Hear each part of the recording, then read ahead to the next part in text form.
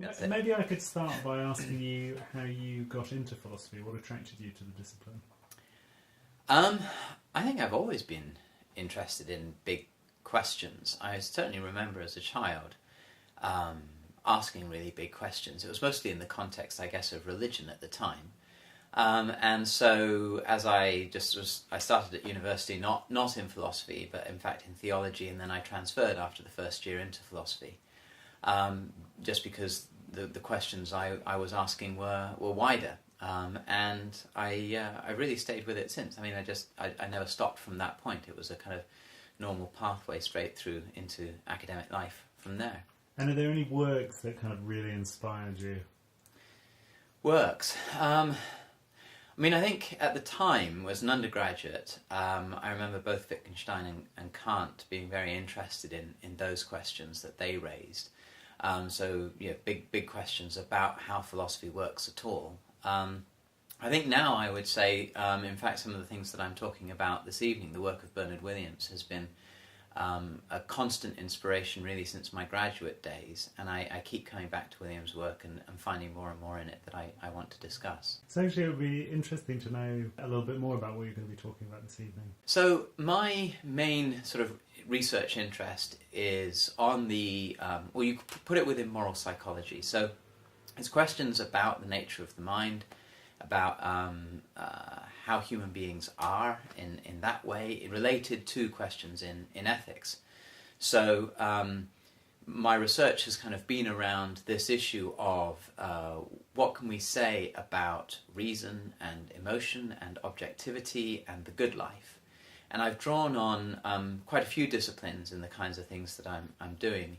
So in particular, I look at psychoanalysis and psychoanalytic ideas about the mind, and I'll be talking about that. I draw on empirical psychology and moral psychology as well to think about different ways in which the mind works that we may be unaware of, sort of two models there.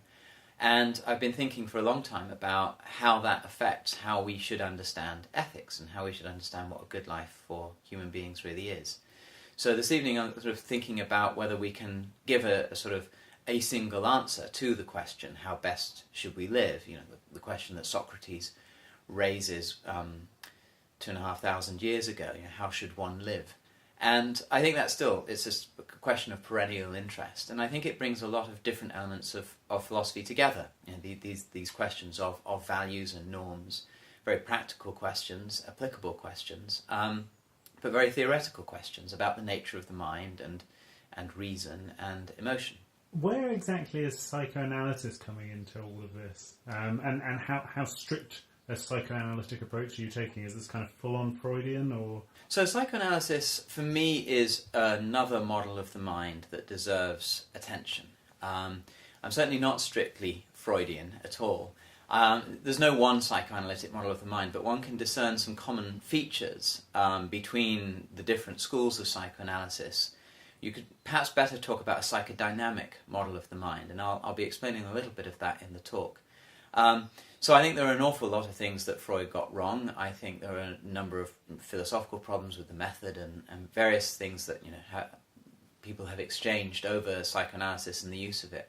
But I think we're at a point where a lot of the essentials of the psychoanalytic model of the mind, the notion of a motivated unconscious, the idea of the formation of personality very early on, in part in relation to the people that we meet when we're very young, our parents and our teachers and so on. The thought that we have emotions and desires that we are unaware of, and they affect our behaviour in very significant ways. I think we've got not only a lot of sort of clinical psychoanalytic evidence that is true, but a lot of evidence from empirical studies as well. So you mentioned Wittgenstein as one of your inspirations, and I was wondering to what extent you're going to be talking about, and your research focuses on philosophy as therapy, which is something that Wittgenstein... Yes. was interested in. I haven't really used much Wittgenstein, I think, in that particular way for quite some time. So while I was very interested in him as an undergraduate and then as a graduate, those interests were around his conception of the mind and some of his ideas about language and the limits of metaphysics. And that has kind of stayed with me. So in thinking about questions in philosophy of mind and questions in metaphysics, I have a sympathy to a Wittgensteinian approach or understanding.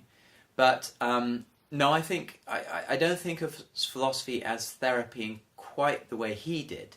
He thinks of it as my understanding of it, as sort of therapy for some of the philosophical problems, or rather, when we do philosophy, we need therapy for the puzzles that we encounter in life. And many of those puzzles for him are puzzles around questions of language and the mind and so on. And he goes back to how we use language in a more everyday way to help us make progress with that. But the sort of therapy I've tended to talk about has been more psychotherapy. And that's interested not in solving philosophical puzzles so much as problems in living. Fantastic. And if this isn't too suffocatingly broad, what is it that you think that philosophy does when it's at its best? Okay, that's a very good question. I think, and that's what philosophers say when they need time to stop and think. What philosophy does at its best, I think philosophy is the development of puzzles which we feel already. We are naturally philosophical creatures. And the philosopher pushes some of those puzzles deeper, doesn't sit with easy answers, is very attentive to the concepts that we're using and the context in which we use those concepts as well. But I think what Williams is trying to say with that idea of philosophy at its best, and what I would like to try and say, is that it's something which genuinely tackles an issue in our lives about who are we? What is the nature of our situation? How can we understand how best to live as a general thing, but how can we understand our own nature? I suppose I take the sort of Delphic temple's inscription of know thyself as something which is a guiding light in philosophy. So when philosophy is at its best, it's not simply a set of critical thinking skills. Those are crucially important, of course, but it's not just about teaching people to think a little bit better. It is genuinely attempting to engage with wherever we are in history and in culture, the kinds of questions which are being raised for us by our lives at that time.